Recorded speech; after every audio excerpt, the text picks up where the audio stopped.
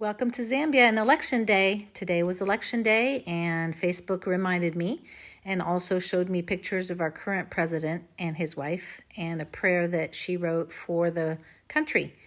But before we get to that, yesterday I was at the guest house cleaning up the self-catering kitchen because it needed some love and attention. And all of a sudden, this truck came to the gate of the guest house, and was just beeping incessantly. So I go outside, and this person is in a truck, and the truck is covered in posters of the president and our member of parliament, and he was looking for someone to give a gift to, the two ladies that normally work at the guest house, but they weren't there. So since I had no idea who this person was, I decided to introduce myself and ask him his name, and he said, "Oh, I'm the member of parliament, Joseph Musanji." And I was so embarrassed because obviously his face was on the truck and on everything else around me. So I was completely mortified, but he was very kind and said, "Oh yeah, I met you about 5 years ago at the dedication at the hospital." And of course, I just didn't expect him to be coming to the guest house, and I'm used to seeing him in a full suit and things like that. So it was mortifying, but it was funny. He was actually a really good sport about it, and we laughed. So it was kind of, I just laughed thinking about it now. So I went through the stuff that he gave me, and of course the hats have his face on it, and the chitenges, which is what women wear around their waist, are with our current president, Hichilema Hakainde. So they are hoping around here that he will win again because he is from the southern province, which is where we live. So I went ahead and decided to put on the stuff that he gave me and model it. So here we go. Ta-da!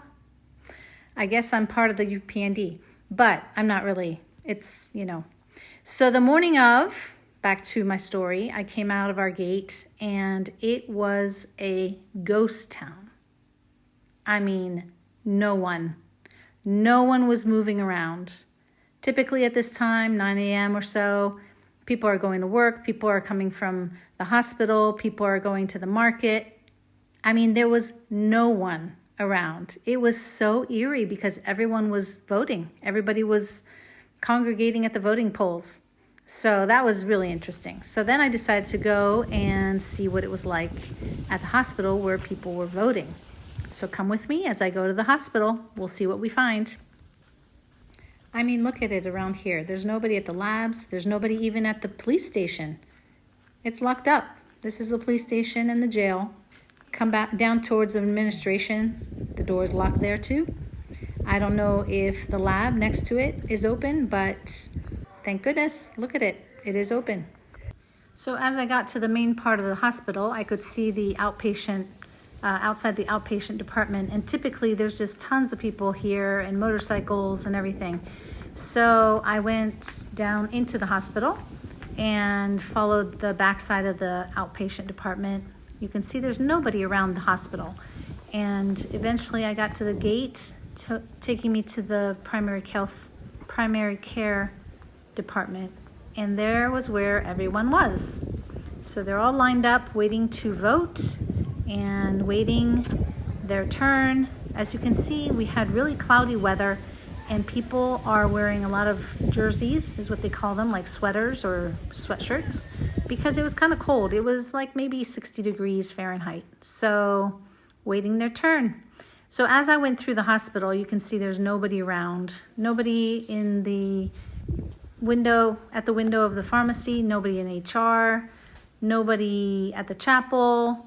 I mean, it's just not a good day to get sick, I guess. And we didn't know, because if you look online, it says that it's not a national holiday when it's election day.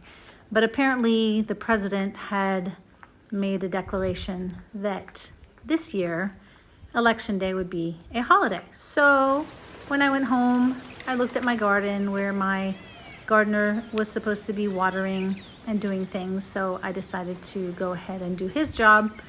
And one of the things was that we had so many papayas that were ripe, and the birds kept eating them. So I got my ladder out and decided to do my own job of getting papayas out. So You'll be quite entertained to watch me try to get papayas down from the tree. It's really not that easy, and the hook on the end of this pole that he has was really loose, but I got a few. So this is just an aside. It had nothing to do with election day, but it just happened to be what I ended up doing while I was watering the garden, because he was off at the polls and didn't come today. Now, jumping ahead to the end of election day, around 7 o'clock in the evening, I got a call for the guest house, and guess who showed up? The MP's family decided to stay at the guest house, so I had to go to the guest house and welcome them and make them comfortable. So that was election day. So now we wait for the results of the election to come out. And so this is part 1, and join me later for part 2. Please follow and subscribe, and we'll see you soon.